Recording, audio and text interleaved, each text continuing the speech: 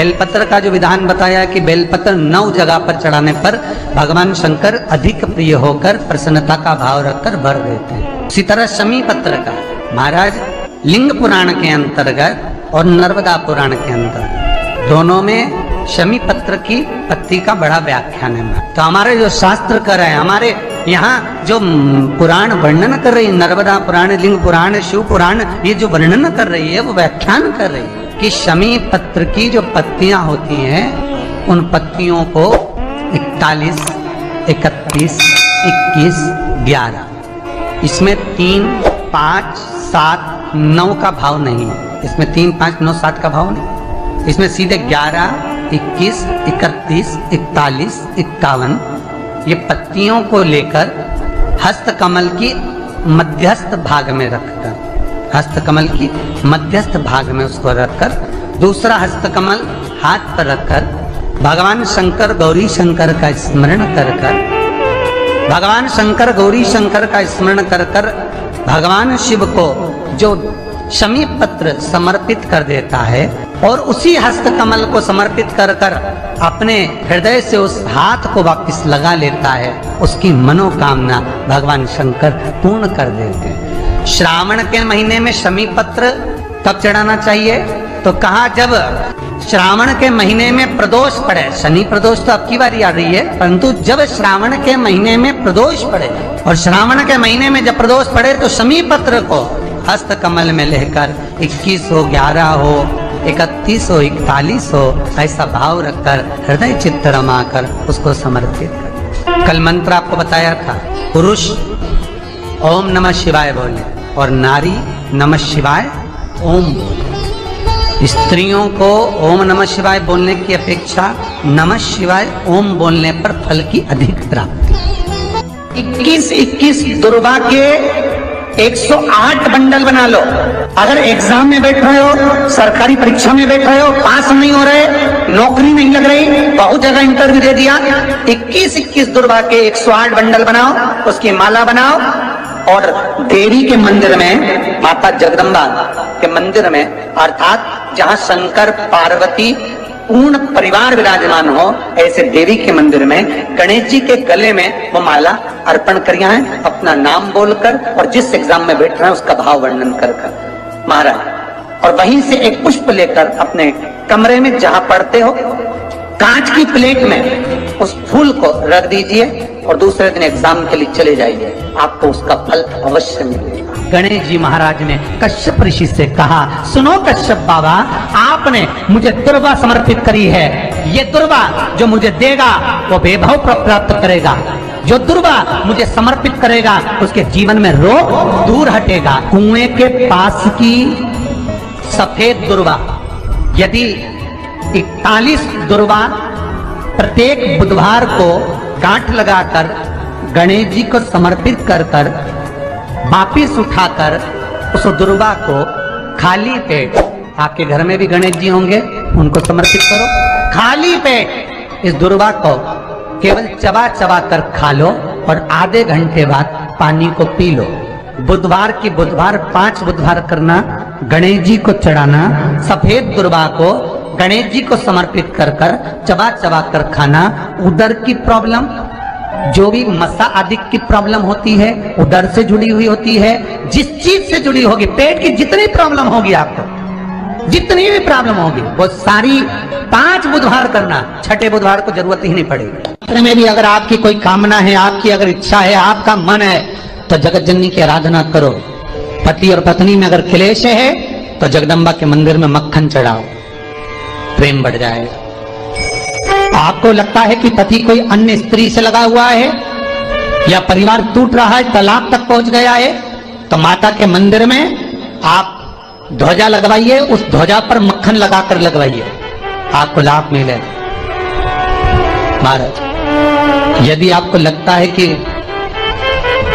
बच्चे बहुत ज्यादा अपशब्द बोल रहे हैं, मुंह चला रहे हैं और प्रेम नहीं रख रहे, तो माता के मंदिर में लाल पुष्प,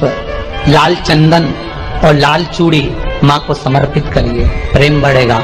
बच्चा कभी आप जी से कम नहीं बोलेगा, प्रेम की भाषा निकलेगी मुझसे। फिर निवेदन करूंगा, दुनिया में ऐसा कोई समस्या नहीं, जिस समस्या का कोई निदान नहीं, हर समस्या का निदान है, पर निदान किसी दूसरे के पास नहीं, निदान केवल मेरे भोले नाथ के पास में है। आपको अगर किसी समस्या का सफल आनंद चाहिए तो शंकर की शरण में जाओ। आपको सीहोर आने की भी जरूरत नहीं है, आपको हमसे मिलने की जरूरत नहीं है, आपको पंडित प्रदीप मिश्रा के पास नहीं आना, आपको किसी बाबा जोगी के पास नहीं जाना, आपको किसी के बेल भभूति लेने नहीं जाना, आपको तो शिव के पास जाना। जो शंकर की वस्तु है उसको स्वीकार करो, बस शंकर की वस्तु को स्वीकार करना चालू कर दीजिए। शिव महापुराण की कथा तो यहां तक कहती है, यहां तक वर्णन कर रही है,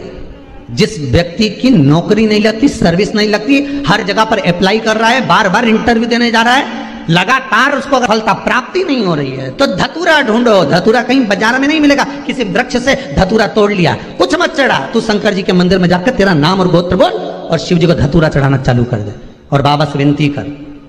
धतूरा चढ़ाना चालू कर। अब धतूरा कोई बहुत कीमती होता है क्या? बहुत पैसे का मिलेगा क्या? कहीं पे भी मिल जाएगा। धतूरा तोड़ और चढ़ा शंकर जी को। रोज नियम बना ले कि एक धतूरा मैं शंकर जी को चढ़ाऊंगा, प्रतिदिन चढ़ाऊंगा, शिव जी से जाकर निवेदन करूंगा प्रतिदिन।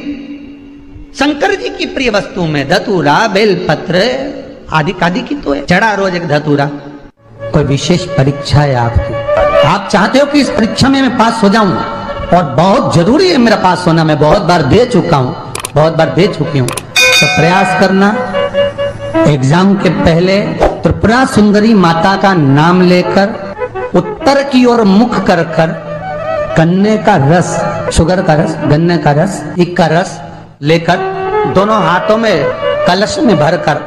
नाम और गोत्र आपका बोलकर मन की कामना कर कर, जैसे कांवड़ शिव जी को चढ़ाते हैं दोनों हाथ से, उसी तरह वो गन्ने का रस से शंकर जी का अभिषेक त्रिपुरा सुंदरी के भाव से कर दीजिए महाराज। ऐसा कोई एग्जाम नहीं होगा जिसमें आप पास नहीं हो सकते, निकल ही जाओ, निकल ही जाओ। त्रिपुरा सुंदरी माता का स्मरण, मात्र स्मरण सुख का दे। जिसका विवेक कमजोर हो, बुद्धि कमजोर हो, महाराज एकांत में रहना पसंद करते हो, बोलना पसंद नहीं, हंसना पसंद नहीं, किसी में मिलना पसंद नहीं, एकांत का वासा ही ज्यादा पसंद हो। कई बहुएं कई बेटे ऐसे होते हैं जिनको अपने अपना स्वार्थ है, दूसरे से परिवार में किसी से मतलब ही नहीं रह पाता, किसी से अच्छे से बोलते नहीं, कमरे में गए अकेले बैठ गए, पति आया उससे बात कर लिए, अपनों से बात कर लिया, बाकी किसी से बोलना ही चलना नहीं। तो उसके लिए भी गन्ने का जो रस होता है महाराज, गन्ने का जो रस होता है, उस रस में सफेद तिल्ली को पीस कर जो व्यक्ति का स्वभाव अपने को सुधारना है, सब में मिलनसान करना है, तो शंकर भगवान के शिवलिंग के बीच में जो अशोक सुंदरी का स्थान होता है, वहां पर उस जल को चढ़ा दिया जाता है, उस रस को समर्पित करा जाता है। एक कार्य और है महाराज, कोई फैक्ट्री, कोई दुकान, कोई व्यापार, कोई व्यवसाय या कोई ऐसी जगह जहां आपको फल ही नहीं रही है, आप बड़े दुखी हो गए यहाँ आए जब से, या इस मकान में रह रहे हो तब से, तो एक कटोरे में जो ईख होता है, गन्ना होता है, उसको छील कर उसके 11 टुकड़े, 11 बेलपत्र, 11 शमी पत्र घर के किसी भी स्थान पर रख दीजिए और उसको रखने के बाद बेलपत्र के पेड़ के नीचे इतना सा खड्डा खोद कर उसको दाब दीजिए, उसमें मिट्टी डाल दो और थोड़ा सा जल उस पर समर्पित कर आ जाओ। 3 दिन बाद जाकर उसी स्थान की मिट्टी को लाकर घर में डाल दीजिए। जो स्थान पर आपको लगता है कि ये भूमि अच्छी नहीं है, यहाँ पर सफलता नहीं मिल रही, यहाँ तकलीफें ज्यादा है, रोग ज्यादा है, बीमारी ज्यादा है, वो भूमि सफलता देना प्रारंभ कर देती है, कार्य की उन्नति कराना प्रारंभ कर देती है। पर जितने भी उपाय हैं ये त्रिपुरा सुंदरी के ही नाम से हैं। उनका आज तक हनुमान चालीसा पढ़ना नहीं है, आज तक कोई चालीसा, चाहे गायत्री चालीसा हो, लक्ष्मी चालीसा हो, शिव चालीसा हो, पढ़ना ही नहीं आती, बस बैठ गए भगवान के सामने और पढ़ लिया आसन लगा के। नहीं नहीं नहीं, चालीसा पढ़ने का भी एक नियम है। अगर कोई लक्ष्य लेकर पढ़ रहे हो तो उसका एक नियम है, पूरी जिंदगी पढ़ते रहोगे तो भगवान की प्राप्ति नहीं है। पर लक्ष्य लेकर अगर पढ़ा है आसन से, जिस भगवान की चालीसा पढ़ रहे हो उसकी मूर्ति या उसका फोटो आपके सामने होना चाहिए। एक घी का दिया, अगर हनुमान चालीसा पढ़ रहे हो तो या तो घी का दिया जलाओ, वो भी गाय के घी का हो, भैंस के घी का मत जलाना, हनुमान जी कभी प्रकट नहीं होंगे भैंस के घी से। घी का दिया लगाइए अगर चालीसा का पाठ कर रहे हो हनुमान जी का। और बहुत ज्यादा संकट है, बहुत ज्यादा परेशानी है, तो हनुमान चालीसा का पाठ करो तो तिल्ली के तेल का दिया लगा, काली तिल के तेल का दिया, तिल का तेल का दिया हनुमान जी के सामने आसन बिछाकर, बहुत तकलीफ है तो 3 पाठ प्रतिदिन करो और एक आसन से जितने समय 9 बजे अगर आप बैठते हो पाठ करने तो 9 बजे ही बैठना। 11 दिन तक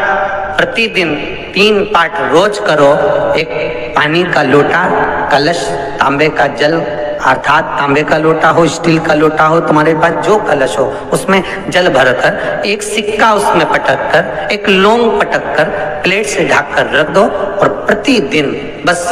टाइम पर बैठकर पाठ करो। 11 दिन पूर्ण होंगे, जिस कामना से आपने पाठ करा है बस वो सिक्का, वो लौंग कलश में से निकाल लो, जल का आचमन करो और जिस काम के लिए करा है वो जल उस प्रयोग में ले लो। उस प्रयोग, किसी से बात करने जाना है तो वो जल पी कर जाएगी, कोई से हाथ मिलाना है तो वो सिक्का, वो लौंग अपने हाथ में रखिए। अब जब जीवन में कहीं समस्या खड़ी हो जाए, कहीं बहुत विकट समस्या है और कोई हल ना मिल रहा, तब जिस शिव मंदिर में आप आराधना करने जाते हो, पूजन करने जाते हो, अर्चना करने जाते हो, उस शिव मंदिर के पास में कहीं बेलपत्री का वृक्ष ढूंढो और उस बेलपत्री के वृक्ष के नीचे केवल आप जाकर एक मूंग का दाना या एक चावल, वहीं पर जो कंकर पड़ा हो उसी कंकर को शिव मानकर आप समर्पित कर लोटा भर के जल समर्पित कर दो। आपको ये नहीं कि माला पकड़ कर बैठना है, आपको ये नहीं कि मंत्र का जाप करना है, आपको ये नहीं है कि आपके मंदिर में जाकर बैठ जाओ। आपने जल चढ़ा दिया, शिव से डायरेक्ट जब कर दिया कि मेरी ये समस्या बड़ी विकट है, उसको निवारण आज ही होना है, आप बाबा पर छोड़ दो। 3 घंटा 2.5 घंटा लगेगा, मेरा शंकर उसको सुधारने में लग जाएगा, पक्का है वो संभाल। जैसे ये शिवलिंग है, ठीक है, और ये बेलपत्री को अपन ने शंकर जी पे चढ़ाया, इसी तरह चढ़ाते हो ना आप लोग, शिव जी पे चढ़ाया। पहले इससे प्रथम वाली कथा में कहा था जब विशेष कोई कार्य होता है तो बीच वाली बेलपत्र पर शहद लगाकर बाबा पर उसको लगाकर जाया जाता। अब जिसके घर में क्लेश ज्यादा होता, महाराज बहुत क्लेश, मतलब कुछ ना कुछ बात पर झगड़ा चल ही रहा हो, क्लेश हो ही रहा, बहुत तकलीफ चल रही, कभी बहू रूठे, कभी सास रूठे, कभी पति रूठे, कभी पत्नी रूठे, जरा सी बात में एक पानी गिर गया उस पे विवाद, बच्चों को कुछ कह दिया उस पे विवाद। तो ये जो बेलपत्री की ये जो भाग होता है, इस बेलपत्री का जो डंडी का जो भाग